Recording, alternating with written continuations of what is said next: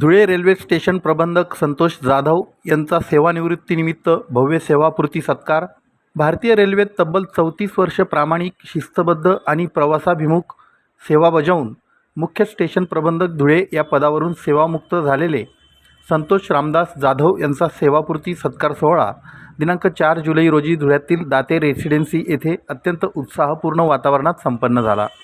विविध क्षेत्रातील मान्यवर, रेल्वे अधिकारी, कर्मचारी, सामाजिक कार्यकर्ते, मित्रपरिवार आणि नातलगांच्या उपस्थितीत संतोष जाधव यांच्या कार्याचा यथोचित गौरव करण्यात आला।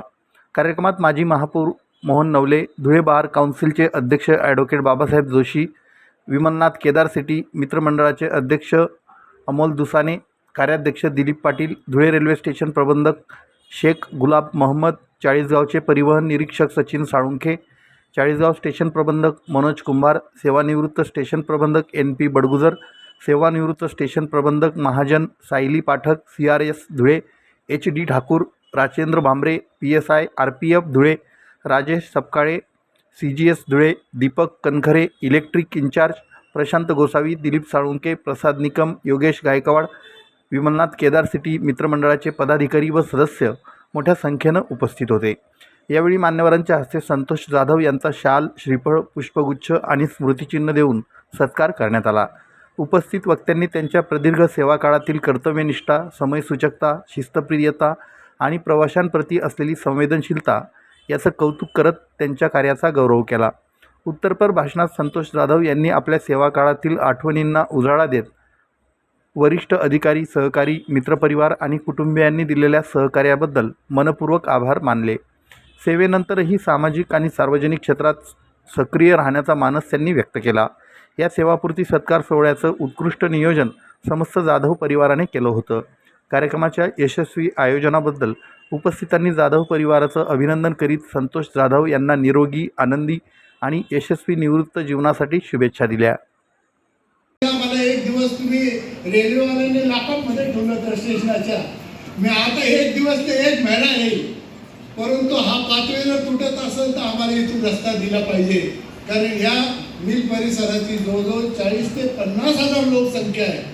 आणि मग जाधव साहेबांनी आणि आम्ही आणि त्यावेळेच्या आमच्या राजकारणातील लोकांनी सर्वांनी शिष्टमंडळ घेऊन आज एक मोठा प्रचंड 9 मीटरचा कैलासवासी तुळशीराम दादा नवले हा जो रस्ता झाला आहे, आणि हे जे कानात माहिती दिली त्याच्यामुळे आज तिकडचे रेट जे आहे ना, जे 500 रुपये त्याचे 5000 झाले। त्यामुळे इतका आर्थिक फायदा देखील तिकडच्या मिल परिसरातील नागरिकांना झाला। आणि ही गोष्ट साधी नाही, कारण रेल्वे डिपार्टमेंटमध्ये काम करायचं असेल आणि एखादी रेल्वेला लाईनीच्या खालून पाईपलाईन। नमस्कार, मी संतोष जाधव, रिटायर्ड स्टेशन प्रबंधक, धुळे रेल्वे स्टेशन। मी आज दिनांक 30 जून 2026 रोजी सेवानिवृत्त झालो। माझ्या सेवानिवृत्तीचा जो कार्यक्रम आज माझ्या परिवारातर्फे आयोजित केला गेला होता, त्या कार्यक्रमाला आमचे नातेवाईक, मी ज्या कॉलनीत राहतो ते कॉलनीवासीय, आमचा रेल्वेचा संपूर्ण कर्मचारी वर्ग, अधिकारी वर्ग व सर्व मित्रपरिवार यांनी व पत्रकार बंधू यांनी आवर्जून उपस्थिती दिली, त्याबद्दल मी सर्वांचे खूप खूप आभार मानतो।